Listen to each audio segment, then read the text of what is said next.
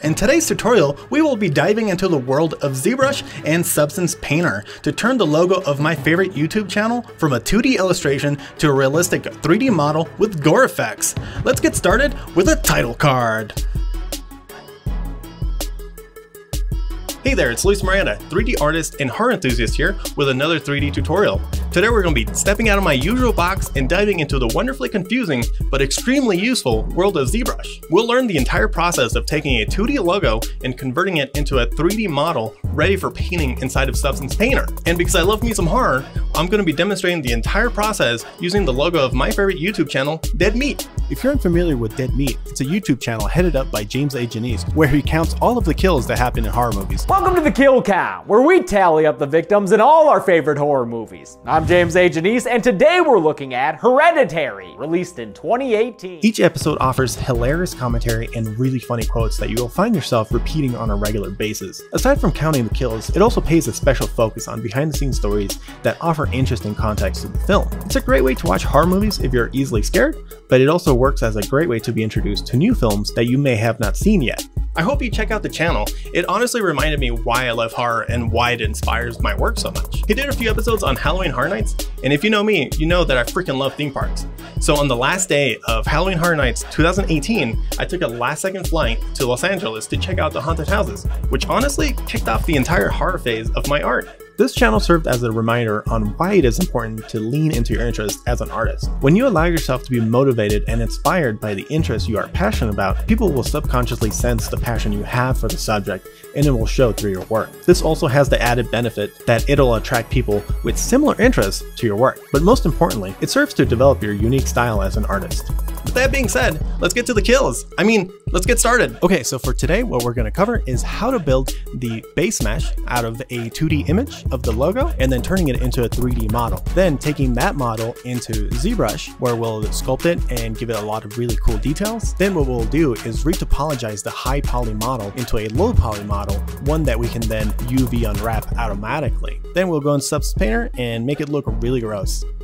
If you want to follow along with this tutorial, check down in the description for a download link where I'll provide all of the assets you'll need.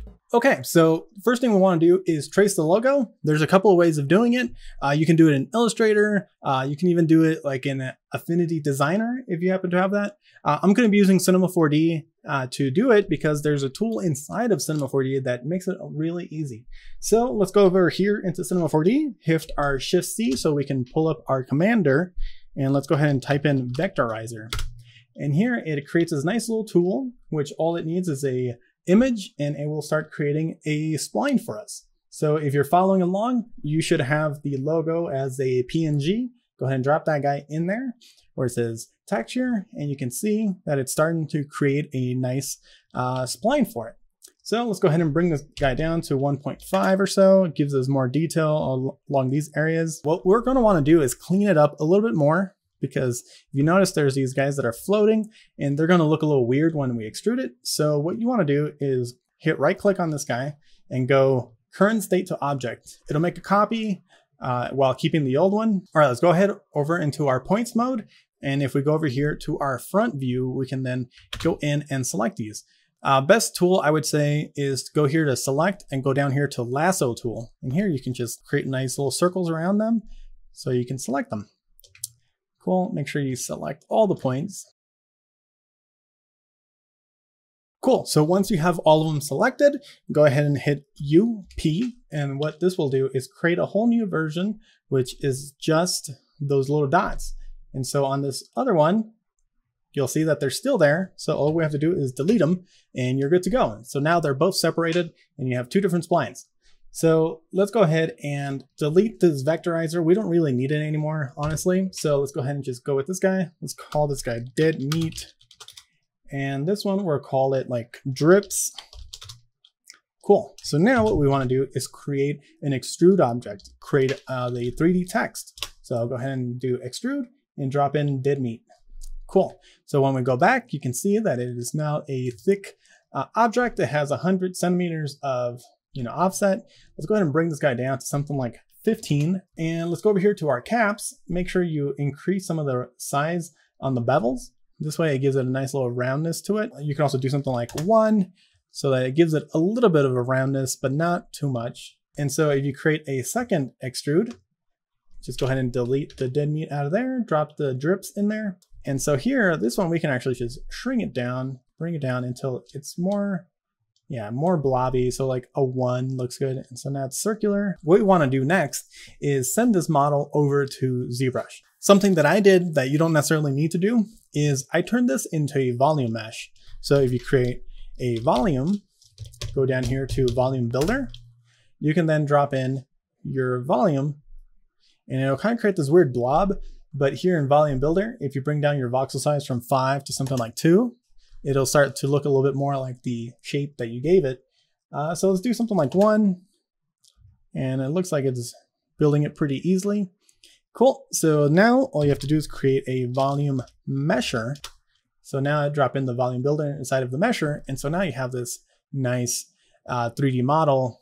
And the reason I did that is because it creates really nice even topology across the entire model. If you just want to send over the extrude by itself without any of these sort of like even subdivisions, that's fine because Zbrush has a lot of tools that will do a lot of this for you. Another thing you can do with volumes is perform Boolean operations. These allow you to blend and subtract shapes from your object. The Dead Meat logo has a lot of areas on the letters that look like ripped flesh. So before sending the model over to Zbrush, I traced the lines of the rips with the spline sketch tool. I didn't need to be really accurate because these would serve more as guides to know where to focus my sculpting. After tracing the shapes, I put them inside an extrude, then made the extrude a child of the volume builder. I set it to subtract and then cut holes on the base model. Okay, we're now ready to go to Zbrush. All right, so if you don't happen to have Cinema 4D or you don't want to go through the process of creating that base mesh, that's fine. Will be including it with the download. So once you have your OBJ, either the one that you created or the one that I included with the project file, come over here to Open File, navigate to where you have it saved, and go ahead and select it. All right, so here's the quick way of setting it up. All you have to do is click and drag, hold down Shift to kind of keep it upright. And before you do anything else, make sure you go over here to Edit. And now you'll be able to make adjustments to it. You'll be able to sculpt on top of it. So the tools that I want to make sure you have in your back pocket while building this particular model is we want to go over here to our clay tubes, or actually clay buildup. And this guy just likes to thing, and you can like build on top of it and it keeps going out. And that's really nice because you can also do that to carve into the model. So if you hold down Alt, it'll carve into it. And then if you keep carving, it keeps pushing it in. And the other tool that I would highly recommend is called the Blob tool. And if you go right here, for me, it's the first one. It's called Blob. And this one kind of makes things very blobby, which is great. But this one works best when you go over here to your alpha. And I just chose one of these to kind of see what it does. Alpha 30 or something like this guy, this alpha 25. It kind of does what I wanted, which is nice. And so it kind of creates this nice sort of weird sort of texture to it. And if you notice when I'm like sculpting here, it's kind of giving these weird distortions to the model. And that's because it's stretching the polygons and creating this really weird sort of look. And if you notice, the model itself has very even topology. So here's another thing that you're going to want to use, which is Sculptress. This guy is really cool because it will add resolution to your brushes. As you run your brush across, you can see that it's creating these weird triangles. And that's because it's adding resolution. It is dynamically changing your mesh as you sculpt. And so this is really useful because you can tell it to add more detail. You can also tell it to remove detail. And it gives you an opportunity to clean up areas without having to constantly subdivide your model because it's only focusing the subdivisions in the areas that it needs it. So hopefully that helps. Let's go ahead and remove this polygon fill. And I want to show you how it looks when you use the Sculptress and Blob tool. So here, let's go ahead and zoom on in. So you can see it kind of still gives you like this weird sort of low resolution look. So the way to fix that is to go over here to your stroke and inside of Sculptress, make sure you deactivate combined, and here in your subdivision size, drop it to something like 0.5. And this will just then add subdivisions as you paint. So see how it gives it a lot more detail. So when we go in and we start sculpting, you have much nicer looking brush strokes. So if we go over here to this area, which is supposed to have a lot of gory details, we can hold down Alt, which will allow us to kind of carve into it. And if you notice, it creates a much nicer result, and it gives it a very organic, kind of creepy look. But if you want to get even more crazy with it, and go over here to your stroke settings again, and instead of dot or freehand, go over here to spray. And this one, you can definitely see it working when you do this. And so here it's adding all these little details. I would highly recommend starting out first with just going with your freehand. And here you can just go in and just add all these really weird details. Play around with the size. This works a lot like Photoshop. So using your open and close brackets is a way to do it. And so here, just simply going through and kind of just building on top. Don't just kind of do this, because you can start seeing the repetition. So here, if you kind of just tap it and just sort of slowly follow the curvature of the logo, you can see that it'll start giving you sort of like an organic shape that's almost kind of creating on its own. And here you can see it really bringing in a lot of cool detail here, where this thing is supposed to be like cut open. And then here, if you want to carve away, we can do that, and then maybe bring in some more detail, carve away, add, carve. And so now you have like this really gross looking, shape. All right, so now that you have all the basics down, we can switch on over to the time lapse. I'll explain all my thought process on what I'm doing, but this is basically all you really need to get started. Something I found myself doing a lot early on was using the clay buildup tool as a way to carve into the model. I used it to carve away a lot of the edges so that it can give it a lot more grime and give it more of an organic shape rather than that perfect extrusion that you get straight out of Cinema 4D. The issue that I found is that after a while, it started looking a little bit too much like stone carving rather than organic, blobby flesh. Something else that I prioritized was getting the drips correct. So I spent a lot of time shrinking them down, making them smaller, and making them look more like drips. This part was actually one of the more time-consuming bits of it. It made me actually consider having to redo the model and separate the drips as their own objects, and then inside of Zbrush actually use a tool, something like the snake brush, to pull out drips, and then with the inflate brush kind of make them look a little bit more blobby, a little bit more like liquid. Once I was able to get the model to a point where I thought it was pretty usable, that's when I started using the blob tool. And if you notice, I'm going through all of my previous clay buildup strokes and just adding more of this texture that is generated by the blob brush. I just made sure to go over multiple times, make sure not to over detail, and play fast and loose with my strokes. I kept pressing the Alt key every once in a while just to try to carve in and then also carve out. This gave it a lot more randomness. Something that humans aren't necessarily good at is creating random numbers or even organic shapes on their own. So I try to go against my own human nature and just trying to be as random as I could be while also accepting help from the computer. One of the reasons I use ZBrush for this particular project, one of the tools is the Z remesher, which will take your high poly mesh, which has usually over 1 million points, and then it will then create a low poly version using its own algorithm. It'll give you a really nice representation of the high poly version. And this is important because taking any model that has millions of polygons will tax your system. However, if you create a low poly version, you can do this thing called baking, which will allow you to transfer all those high definition details from the high poly sculpt and place it onto the low poly one through textures. This includes your normal maps. This is all stuff that we're going to do inside of Substance. The second reason that I use ZBrush, it has to do with UV Master. It's a plugin that is built in with ZBrush, and what it does is that it actually UV unwraps your models. Sometimes it's hit or miss, but because this object is relatively simple, it was able to split it up without much fuss. And once both of them were ready to go, I exported each one individually as an FBX. And once you have both of those models, you can now go into Substance Painter and start the baking process. So once inside of Substance Painter, make sure you drag in your low poly version of your model. And once you're there, go into your texture set settings and go down to Bake Texture Maps.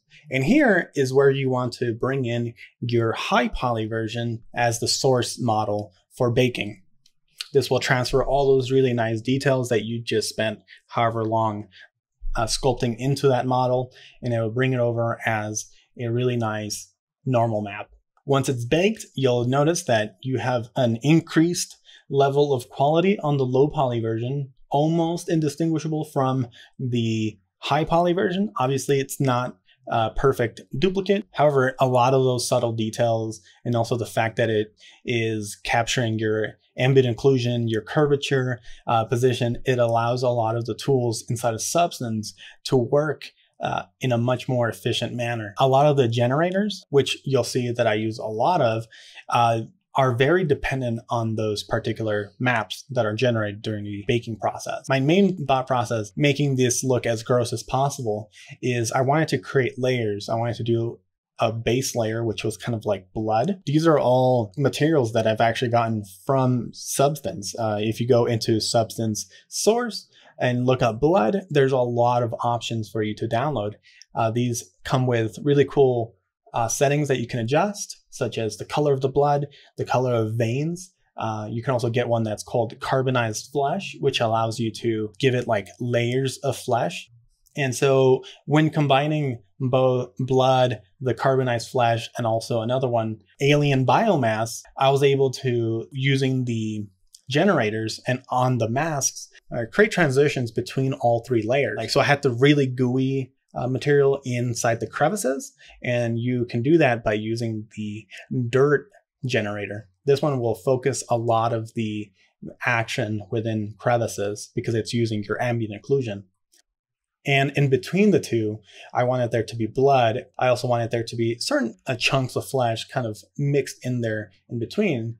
Once you have all your textures ready to go and pushed out of Substance Painter, make sure you create your material and plug them into your proper channels. If you like, this part should actually be the simplest part for you because you did all the hard stuff already. We're talking about Zbrush and UV unwrapping and retopologizing. These are all the very difficult things. Now it just comes in the creativity. Here you can just plug in everything to where they belong. The scattering is usually the thing that is different among render engines. I'm using Redshift, so for me, all I have to do is plug it into the scattering channel, into the amount, and it pretty much handles that. Something that I didn't do inside of Zbrush was add bones. And so this is something that I went ahead and got from Quixel Megascans. They have these 3D models of bones. And so I went ahead and just downloaded all of them, sent them over. This gave it a much nicer result because the bones are already UV unwrapped. They have really nice textures because a lot of them are photo scanned. From that point on, all you have to do is just light it. Something that I focused a lot on is placing lights, not just on the top and left and right, but also behind it. This way the letters can really pop from the background because we have a really dark background and the textures themselves aren't exactly the brightest. So a good way to make the text a little bit more readable is to add a really bright light that will then highlight the edges and make the letters pop out a lot more. And yeah, once you have all your lighting dialed in and your scattering ready to go, all you have to really do is hit render. And if you're into compositing like I am, make sure they have all of your AOVs active. I noticed that subsurface scattering is your best friend when it comes to color correcting this and making it look as pretty as it can. All right, so that pretty much sums it up. It might seem complex, but honestly, this is one of the simpler pipelines that you'll learn as a 3D artist. And once you've done this for all of your assets, the production quality on your animation will receive a significant boost. As a demonstration, I recreated the Dead Meat intro using the finalized 3D model. Check it out.